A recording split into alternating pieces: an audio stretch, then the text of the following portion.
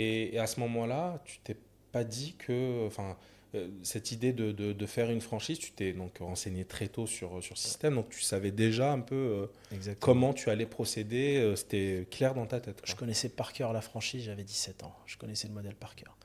Et après, j'ai commencé à faire l'acquisition des murs commerciaux. On a acheté une centaine de murs commerciaux à travers la France, hein, et ça a démarré les acquisitions dans les années 2003, tu vois. Et à l'époque, les murs valaient pas cher. Et c'est comme ça qu'on a fait un portefeuille immobilier. Et tout ça, c'est qu'avec les bénéfices de tes restaurants. Non, j'ai toujours travaillé, moi je ne le cache pas, avec la dette bancaire. Ok. J'ai toujours travaillé avec les banques. C'est-à-dire? Tout était financé. Ok. Au, Donc, tu dé- avais au un début, banquier qui te suivait ou plusieurs banques qui te suivaient. voilà. Au début, le premier, donc je l'ai pris gratuitement. J'ai ouvert un deuxième qui m'a presque rien coûté. Et après c'était de la dette bancaire, hein, du financement et pour acheter les murs, pour acheter les magasins, etc. Ok. J'ai toujours Et travaillé avec les financements. Et d'ailleurs, les banques françaises, contrairement à ce que les gens disent, je trouve que les banques françaises financent très bien. ouais. Ouais, c'est mon point Et, de vue, hein. et elle te suivait malgré ton jeune âge. Tu Ouais, ouais, ouais. te regardais pas en mode non mais attends.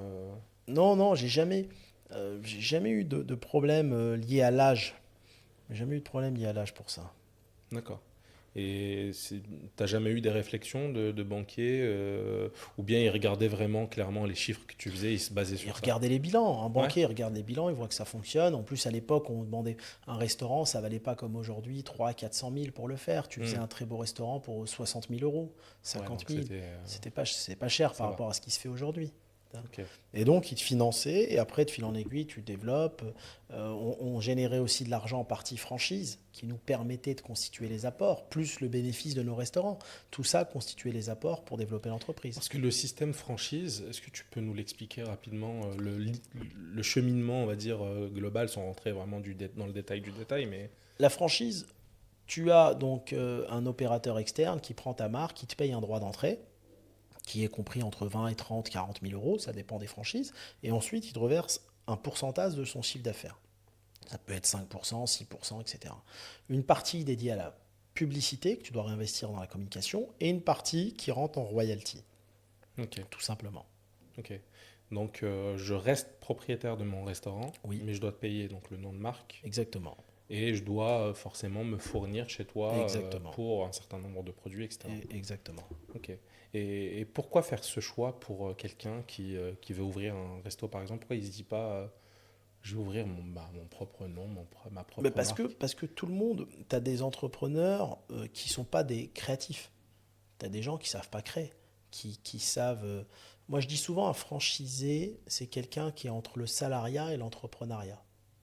C'est entre les deux. C'est-à-dire, la franchise, c'est quoi? C'est entreprendre guidé.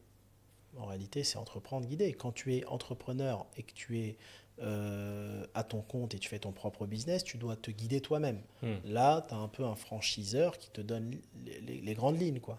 Ouais, il te donne un peu ce qui fonctionne déjà, tu Voilà. as juste à dupliquer, à Exact. répliquer le truc. Entreprendre guidé, bénéficier de la notoriété d'une marque et du savoir-faire d'une marque, d'un modèle économique rentable et viable, en contrepartie d'une redevance. C'est ça. Ok, très bien. Et donc, tu as atteint combien de restaurants en tout 130. 130 restaurants Voilà. autour, dans toute la France? France, Dubaï, on était les premiers à aller à Dubaï, hein. Dubaï, j'ai ouvert, je crois, en 2005. Ouais. À l'époque, c'est pas Dubaï, il n'y avait personne à Dubaï, avec des Anglais, des expats qui construisaient Dubaï, hein. J'ai ouvert Miami, je crois, en 2008. Mais j'ai ouvert Mexico.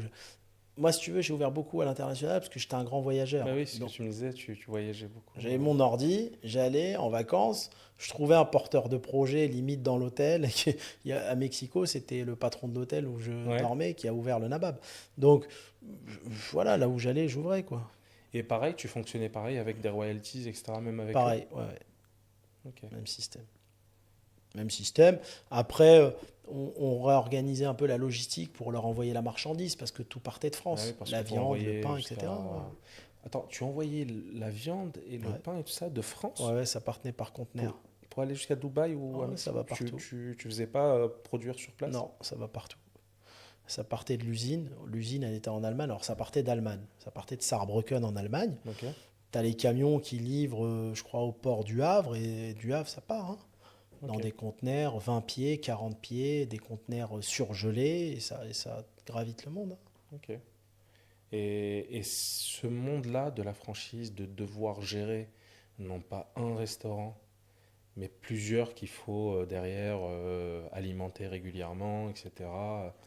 Tu, tu, tu, tu l'as standardisé à un moment donné pour avoir quelque chose qui se fait automatiquement ou tu t'es quand même beaucoup renseigné, beaucoup étudié le sujet pour vraiment... J'ai appris petit à petit. C'est pas pareil qu'aujourd'hui. Aujourd'hui, tu me dis monte une franchise. En 6 mois, un an, je te monte une franchise et je peux aller t'ouvrir 50 restos. Parce qu'aujourd'hui, le métier, je le connais par cœur.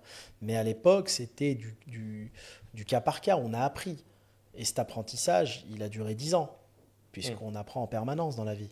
C'est pas pareil. Aujourd'hui, je suis passé par toutes ces étapes. Donc, ça va beaucoup plus vite. Mais on a appris à facturer des franchisés.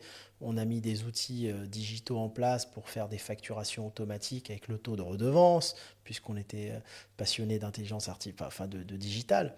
On a appris la logistique, on a appris la comptabilité, on a appris l'architecture pour pouvoir faire l'architecture. Tu sais. Ce qui est passionnant dans le métier de franchiseur, et je trouve que c'est un des seuls métiers aussi complet. Tu touches à tout, tu es obligé de Bah, toucher à tout. tu es en relation avec le comptable, avec les avocats, avec les architectes, tu es dans la création, les menus, le marketing, la communication. Je pense que c'est un des métiers au monde les plus complets. Franchiseur. Ouais, Tu fais tous les métiers. t'es obligé. Ouais, tu es restaurateur, tu fais tous les métiers.